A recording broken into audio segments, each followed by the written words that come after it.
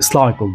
উম doctor ইউনূসের সাথে মোদির আপনার ব্যাংককে যে দেখাটা হওয়ার কথা ছিল, সেটা গতকাল শুক্রবার হইছে।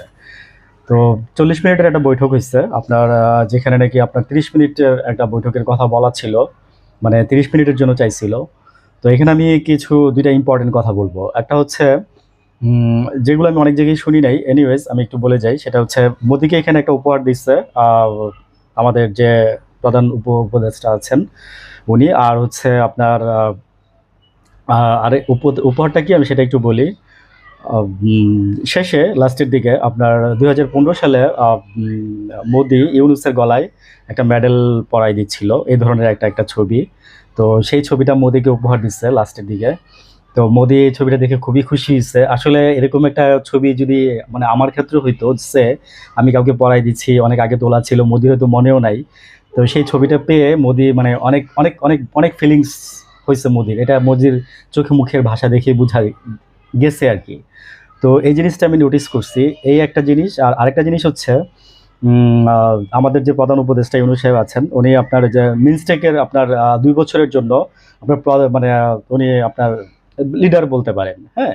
উনি পুরো দেশ আপনার সারা পৃথিবী ঘুরবে এবং মিনস্টেকের প্রধান হিসাবে উনি আপনার দায়িত্বে আছেন। এই যে ব্যাংককে যে অনুষ্ঠানটায় গেছে, সেখানে এটাই ইয়া ছিল আরকি। মানে এখানে এটাই হইছে। এনিওয়েজ নিউজে সবকিছু আসলে বিস্তারিত আছে। আমি বিস্তারিত বলতে যাচ্ছি না। কারণ হচ্ছে বিস্তারিত বলার আমার ইচ্ছা নাই। কারণ সবাই সবকিছু জানেন। আমি জাস্ট এখানে ২ টা পয়েন্টের কথা বলছি। আরেকটা বলি। সেটা হচ্ছে যে একসাথে মোদি আর ইউনূস আপনার ডিনারে মানে খাবার টেবিলে বসছিল। ডিনারে তো না, খাবার টেবিলে বসছিল। পাশাপাশি বসছিল, বুঝছেন? আরেকটা জিনিস আমি উঠায় নিয়ে আসি। সেটা হচ্ছে যে বসার স্টাইল দেখছেন? মোদি বসছে আপনার পা দুটো বাঁকা করে, হ্যাঁ? আর হচ্ছে ইউনূস সাহেব বসছে আপনার পা দুটো সোজা করে। তো বসার স্টাইল অনেক কিছু মিন করে। ঠিক আছে? যারা বসার স্টাইল, বডি ল্যাঙ্গুয়েজ এগুলো নিয়ে বিশ্লেষণ করেন, তারা বলতে পারবেন যে আসলে বসার স্টাইল, তারপরে হাত ধরার স্টাইল, মানে হাত ধরা বলতে আমি বুঝাইতে চাইতেছি যে মানে আপনি কারো সামনে বসলে হাত ২ টা কিভাবে রাখবেন? মানে এগুলোর উপরে অনেক ভাই বলতে পারেন যে কেটিসিজম বলে এগুলাকে। ঠিক আছে? কেটিসিজম বলে এগুলাকে। এগুলো নিয়ে অনেক পড়াশোনা আছে।